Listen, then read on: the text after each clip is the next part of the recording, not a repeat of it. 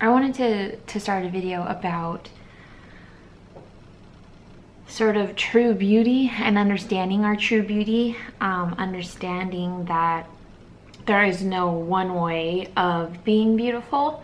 There's no one way of looking, there's no one way of dressing, one way of doing your makeup. Every single person is different. I don't know if I'm making this up, but I'm sure there was like a children's story that says like we're all like snowflakes, right? There's no one kind. And I really, I hope that that is something that we can really begin to instill in our younger girls. I'm 26 years old and I am barely touching the surface of being comfortable with myself, being comfortable in my own skin. A few years ago, I would not be able to get in front of a camera without any makeup on. My hair is not done, I got out of the shower, this is air dried. I would not be able to do that a few years ago. I think I got into makeup when I was about 20, 21, and I learned all about it from YouTube, really. I watched Kathleen Lights, she was one of my favorites, Nicole Guerrero, Jaclyn Hill, Desi Perkins. Like, I loved all of those makeup artists just sitting in front of their cameras in their rooms, you know, super chill, just doing their makeup, showing us how they did their makeup, sharing their tips, talking to us. So I became really involved with makeup in that way, and I bought everything that YouTube ever told me to buy. And that kind of ties into everything and like growing up and growing into yourself, where, you know, you kind of, I learned that I don't have to go out and buy everything that they say that you need to buy, you know. Being thrifty and being more smart with your money, I've also learned, but that's completely besides the point. So there was a time where I worked at a CVS pharmacy, and for 5 years, and I would go in like full glam, like just sitting at the register, full glam, trying on some sort of makeup that I copied off of another YouTuber, like just trying colors and techniques and working with brushes. And it took me probably until this past year, 2017, to learn to not care about my face, not care about whether I had makeup or not, because it really did not matter. After I worked at CVS, I worked at a real estate company. I was a receptionist, so I kind of had to be a little bit more presentable, but at the same time, presentable doesn't mean that you need a full face of makeup. You know, you could still do your hair, you could still be presentable in so many other ways. So that was another thing that I learned. So again, 2017 was definitely the year that I learned that I could walk out of this house, I could go hang out with people, I can get in front of the camera, I could take pictures, I could talk to people, go to the store without putting on full makeup. And like I said, I'm 26 years old and I just learned how to do that. I just learned how to be comfortable with myself, with my face, with everything that it is and everything that it isn't in my own head. And at this point, the way that I use makeup, I use it as really just a tool for fun.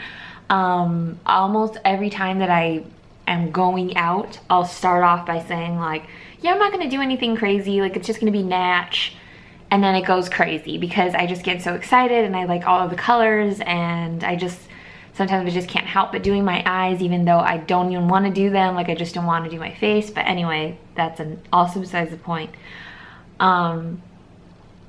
So yeah, I am definitely finally comfortable, and again, I hope that we can sort of teach this to our younger girls growing up, how it doesn't, makeup, specifically makeup, it doesn't matter. It doesn't add anything to you, to your beauty. it's just another way to express yourself. The same way we express ourselves with our clothes, with our hair. It's just another way to express ourselves, and it won't elevate you to any sort of level. It isn't going to give you any extra opportunities. What matters is your heart, and doesn't matter how beautiful you are on the outside, your heart is going to shine outwards. Whether it's good or bad, people are going to see that. And I really just hope that becomes more of the message that we're teaching our young girls. Just be kind, be loving, be accepting, love, and all of those things to yourself as well. Be kind, be loving, and accepting to yourself as well. So there's two occasions that I want to talk about that kind of coincide with this. One of them I had actually talked about on my Instagram already, which was, there was this woman a few weeks ago. I was able to do makeup and take it outside of my home, out of my friends' homes, and into sort of the professional world. It was for a photo shoot, for headshots, and anybody that wanted makeup, I was there to help them, and it was awesome. I was terrified because I didn't know what to expect, but it was so much fun. Everybody was amazing. Everybody was very welcoming, very friendly. And there was this one woman who specifically wanted concealer under her eyes, and she said it was because she did not like her puffy eyes, and she wanted to hide it. And I was explaining to her sort of that I can put concealer on, but it won't take away puffy eyes. Puffy eyes are just puffy eyes, you know. I've heard you could put like a cold compress over, but you could tell that her eyes, they were genetic. It was part of her face, without saying that. I can't think of any other way of putting it other than that was part of her face. That was part of her and her genetics and everything. And she said that she was the only one out of all of her siblings to get it from her father. It's hereditary, and her son is the only one out of 3 of the kids that she had that has one, and she feels bad for him, and she wants to get surgery to remove the extra fat that's under her eyes because it just plugs her so much and it makes her feel so uncomfortable. And I was like, oh, that bothered me so much, and I had to sort of find a way to express that without disregarding her feelings and whatever she's been through based on that. But I just sort of told her there's certain things that I've learned when it comes to makeup that I don't want to cover up anymore, because they're just part of who we are and our own beauty. And I said, you know, in your opinion, these puffy eyes are bad to you, but in my opinion, they make you who you are, and they don't look bad at all. She was a beautiful woman. So that was just crazy, you know. She was much older than I was, and to hear that she's still very self-conscious herself was both terrifying, upsetting, sad for me, because I don't want that. I want everyone, women, to be confident in who they are 100%.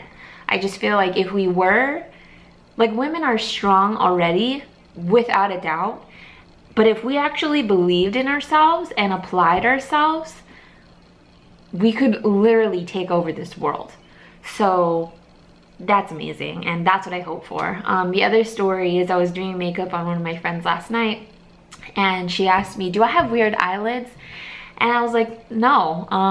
You know, just like I said about the snowflakes, so many different versions of people. I told her I hated YouTube because everybody had the same exact eye shape, the hugest eyelid space to work with, the hugest sort of like crease area and space between the eyebrow. Like, it was absurd. Every single YouTuber. And then my eyes are not like that. Her eyes are not like that. None of my friends are like that. So it was very difficult to go home and recreate these looks that these YouTubers were doing because it just did not look the same. And it took me forever to realize why. It wasn't because I was bad. It was because our faces are different. I have different eyelids. So I was telling my friend, you know, no, you do not have weird eyelids. You have your eyelids, and we'll work with what we got because that's who you are.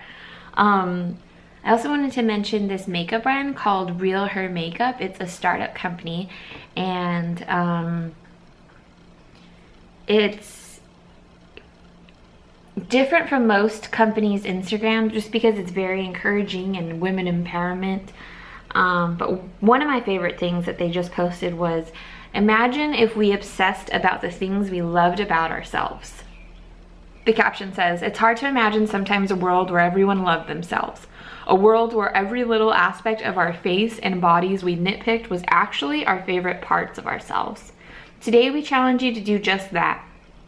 Comment below with one thing you truly love about yourself.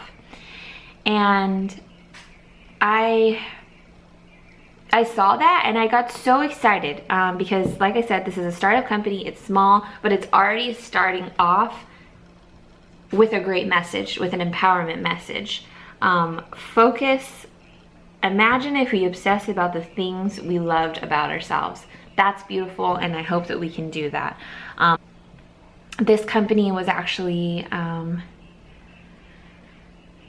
started by a father, and he says that he started it for his daughter.